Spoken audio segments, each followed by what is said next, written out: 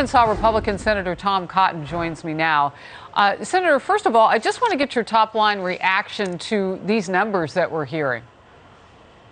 Harris, these are astonishing surges in illegal immigration at our border. As we heard from Bill, there was a record in 2021, the highest number of illegal immigrants encountered at our border in 22 years. And those are just the ones that the Border Patrol encountered, not the ones that got away.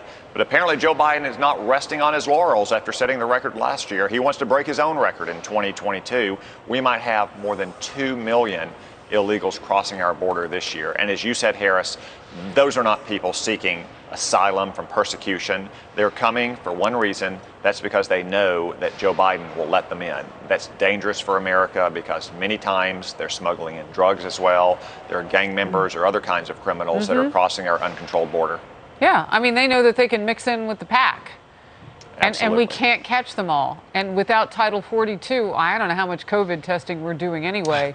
But we're at a real standpoint now in terms of trying to slow that disease down, that virus down, if this onslaught is coming. Yeah, and it's amazing. Only a blinkered ideologue like Joe Biden and the Democratic Party could think there's no pandemic at our border with no cases coming across into our country, yet they still insist that American toddlers wear masks when they travel on airplanes and trains. Oh, and there's so much hypocrisy in all of it.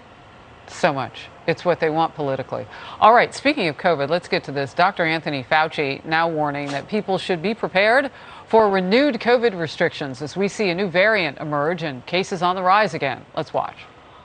I don't want to use the word lockdowns. That has a charged element to it, but I believe that we must keep our eye on the pattern of what we're seeing with infections. We should be prepared and flexible enough to pivot towards going back, at least temporarily, to a more rigid type of a restriction, such as requiring masks indoor.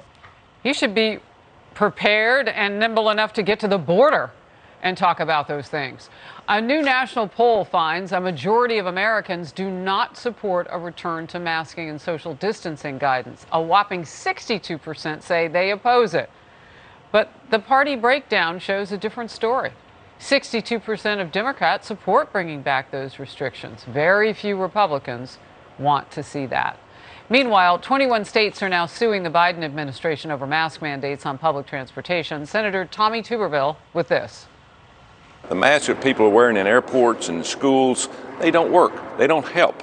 And so it's control. You know that. It's controlled by the federal government. They want to control everything you do. Senator Cotton, what do you say to the American people right now? I mean, we know a majority of them are still just, out of obligation, wearing their masks kind of half down their nose, their cloth masks. Tuberville has such a good point. What they are choosing to do wouldn't help anyway. Well, the American people are very sensible about these things.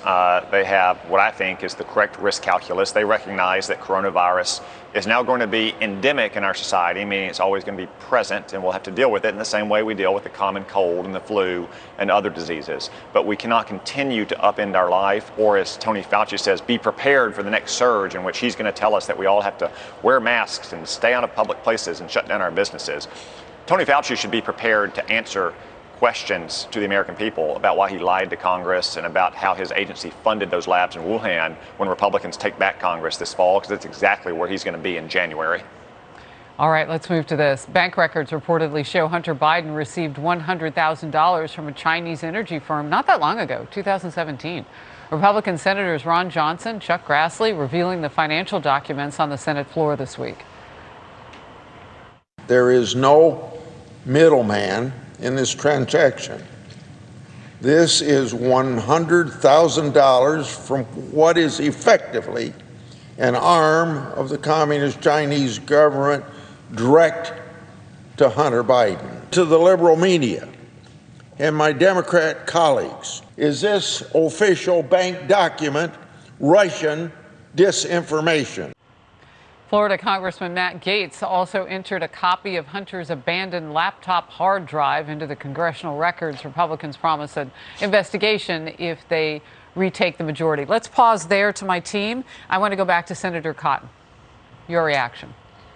Yeah, Harris, speaking of people who should be prepared to testify to Congress in January when Republicans are in charge, Hunter Biden will be at the top of that list, as will James Biden, the president's brother, and Devin Archer, their business partner.